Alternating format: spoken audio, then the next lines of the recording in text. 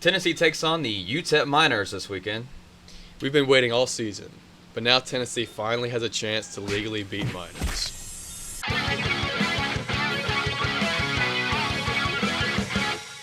Welcome to the PCS Volcast. I'm Shea and this is Jace. Today we're going to be looking at how each team can win, their key players, and our PCS final score predictions. We cover the SEC and everything Vols, so subscribe for more and it's free. And like this video if you enjoy the content. So let's look at UTEP to start off. Yeah, so this weekend's game is going to be in Neyland Stadium, 1 p.m. Rocky Top time on November 23rd. The line right now is Tennessee minus 41.5 with an over-under of 52.5 with an implied score of 47-6. I was a little bit surprised about how low that score was. I mean, obviously we haven't been a point to juggernaut this season, but there are some other implications that we'll get into later that makes me think this is going to be more of a blowout. Yeah, I agree. I think the spread's about right, but 47 as the implied score, I do think we could definitely hit higher than that. So, talking about UTEP, they're 2-8 this season under head coach Scotty Walden. They're 8th in Conference USA. They just haven't really looked good this year. They are coming off a win, though, against Kennesaw State, who is one of the worst teams in the country, and there's a double overtime win as well. And they've been blown out by 2 to 3 Conference USA teams. So some of their player info, their quarterback is Skylar Locklear, who's a sophomore transfer from Austin Peay. He's been benched this season, and he's just not very good. He has like a under 30 QBR. So, yeah, he's been bad this year. That's out of 100, too. Yes. Their best receiver is Kenny Odom. He looks like, to me, a deep threat receiver. He has 7 touchdowns, 7 receiving touchdowns, whereas the rest of his team has 7 receiving touchdowns combined, including their quarterback Locklear with 1 touchdown. Running back is Javen Jackson. He's really been the only guy that can run the ball consistently this year. Their team has around a 3.1 or something yards per carry, where he has a 4.1 yards per carry, and he's been getting about double the amount of carries as their second leading ball carrier. Defensively, they have looked okay this season. They've let up a lot of points some games, but other games they look better. They have a few guys that can disrupt, but in scouring some of their players, Corey Chapman is kind of a do-it-all safety, who is also a leader. He's a senior for them. He has picks, he has sacks on the season, so he can fly around the field. So Tennessee's coming off a loss against Georgia, which that really shook up some of their playoff implications. Going forward, Tennessee they play UTEP and Vandy. They need 2 big blowout wins for the committee to, make us look like a difference maker in the playoffs. And for the UTEP side, they really have no other stakes. They're not bowl eligible. They're not going to do anything in their conference. They just want to play spoiler, come in Neyland and get a crazy historic win. So let's jump into how each team can win. We know how this game is going to go. Yeah. Let's be honest. We aren't Notre Dame, so we aren't going to lose to them. So for Tennessee, I wrote show off. Yep. Just kind of do what you're good at and look good doing it, because that's all we can do at this point. Yeah, I mean, anything could happen, obviously, but there's such a low chance that UTEP will win this game that I'm more concerned about the degree to which Tennessee will win, I guess you can say, as Shea said. The UTEP's run game is bad, and our run D is very good. So I assume that's going to force Locklear to throw it a lot. He's probably going to throw, I would guess 2 interceptions. But the difference will be Nico's not going to get pulled at halftime. If he breaks his own first half passing record, I think he's going to stay in and try to break that second half passing record, because we want to win this game 100-0 to stand out to the committee, I guess you could say. Yeah, I mean, it's our last game to pat stat. Or this is our last game to stat pad, so it won't hurt anything. Nico really hasn't had amazing stats this season. So if we want to give the, whenever he's a Hall of Famer in the NFL, and we want to look back, we can say he had a better freshman season than it actually was if he comes out and throws for 500 passing yards this game. And speaking of stat padding, the Sampson touchdown record's still on the table. He had 1 against Georgia, which is about what I predicted. Anywhere between 0 and 2 it was pretty likely. But yeah, we want him to get. I care more about Sampson breaking the touchdown record than Nico looking good for 1 game. I agree. If he just goes off for 4 touchdowns, that record is going to look way more achievable. Yes, that would. I agree. So let's look at UTEP. Obviously, this is kind of what we've been saying for these terrible teams. They need to force turnovers often. They need to capitalize on that. And I think they do that through special teams, especially fumbled punt returns, a weird hit. I don't even know if Boo Carter's going to be returning the entire game. Probably not. So we'll have our second and third string guys in there just so Heupel can get a look at them. When do you think those guys will go in? Because there's going to be a fine line between, blowing them out super hard, looking good, and subbing in the other guys. Yeah, when it comes to special teams, I agree with you in that Nico will stay in for a lot longer than most people would expect. Mm-hmm. But that probably won't be the same for the special teams. Yeah. I think they'll probably be subbed out. I agree. Maybe as soon as the second quarter. But yeah, UTEP, it's obvious. Hold on to the ball, take as much time off the clock as possible. Our offense is not explosive, but we will be in this game, I assume. Yeah.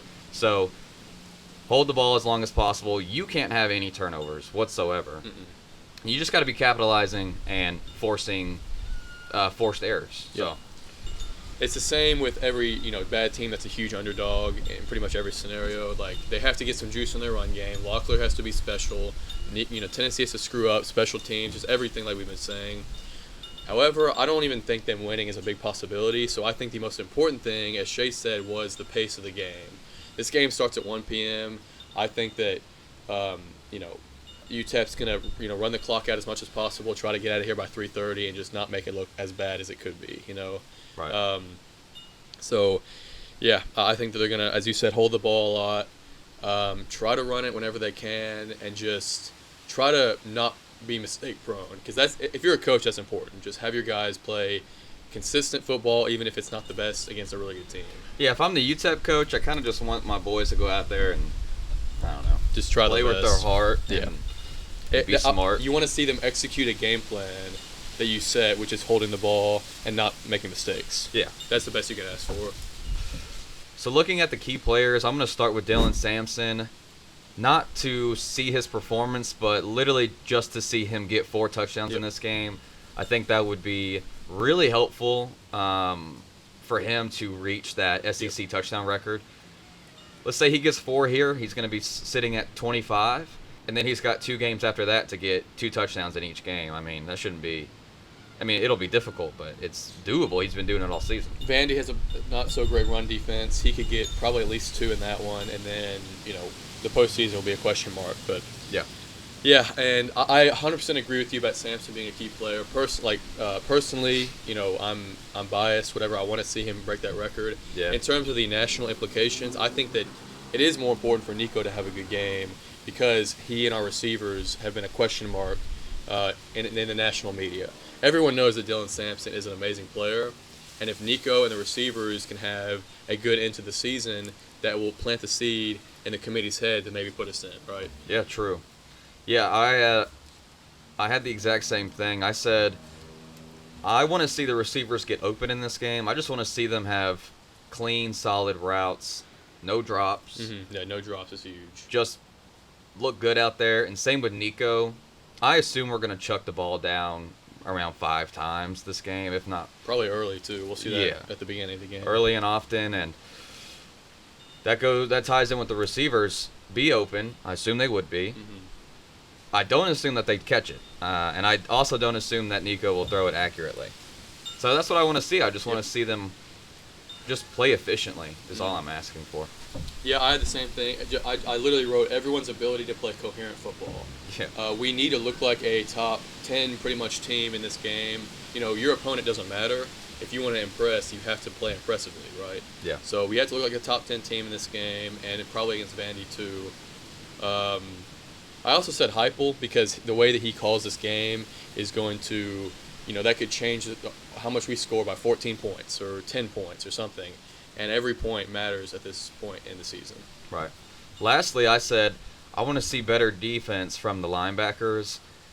And that means just on all fronts. The run defense, the pass defense. I'll give them credit. The Georgia game, they look pretty good against the run. But just recently, they've been really disappointing and concerning. Really, Mm-hmm. They've been a liability. In the pass game. Mm-hmm. Now, you're going against a guy named Skylar Locklear. So you better look good against this guy. He's had a 28 QBR. That is like That's horrendous. terrible. At this point in the season, that is horrendous. Yeah, out of all of the D1 FBS teams, he is bottom 5%. I'm pretty sure even lower than that in QBR. So he is just, cream of the crop, butt cheeks as a quarterback. Exactly. This guy just sucks. So linebackers just don't suck. I mean, it just goes, it's the exact same thing I'm saying with the receivers and Nico. Just look good, please. Yeah. And to give them credit, I did have Locklear as one of my key players because if he does play, he has to play way above and beyond his, butt cheekery. But if he does manage to do that, this could be a closer game than Tennessee fans want. If there's any scenario that they cover the spread, first of all, it would be terrible for us, I think. And second of all, it would probably have to do a lot with Skylar Locklear. And now what you all came for, Jason and I's PCS final score predictions. We do this through the PCSonline.com. If you don't know about the PCS Online, it is a very simple and fun platform that you can use with you and your friends to do what we do, which is just predict the game, get a score at the end, the lower the better, and you can correlate with a letter grade too.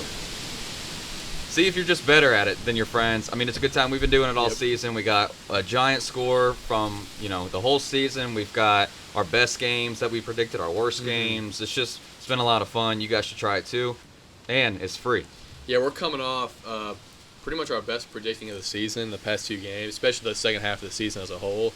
Like, I've had a 24 PCS points, 28, 78 before that. That's not too bad. So. Yeah, anything under 100 I think is a B or better.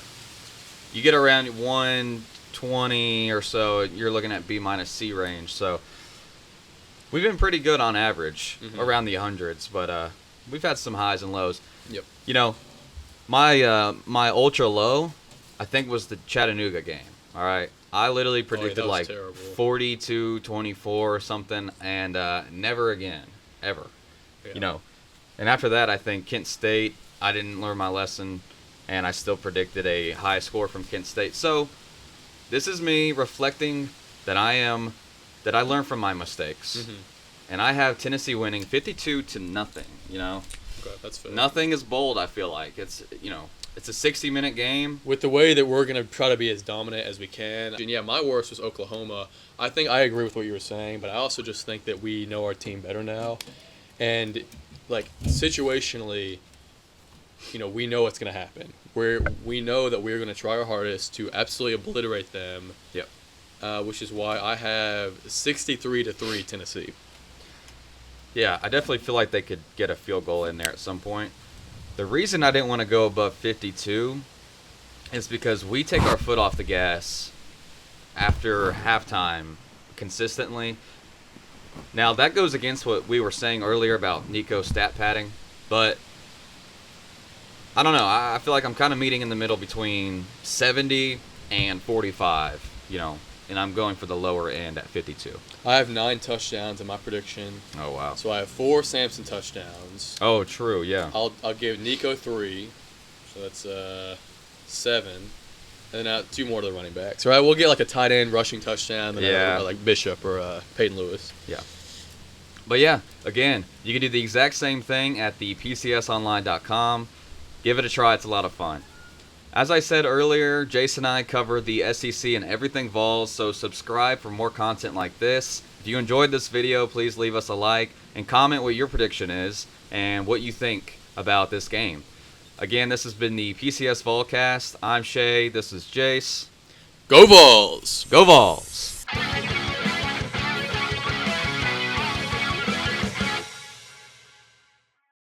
Pat's dad.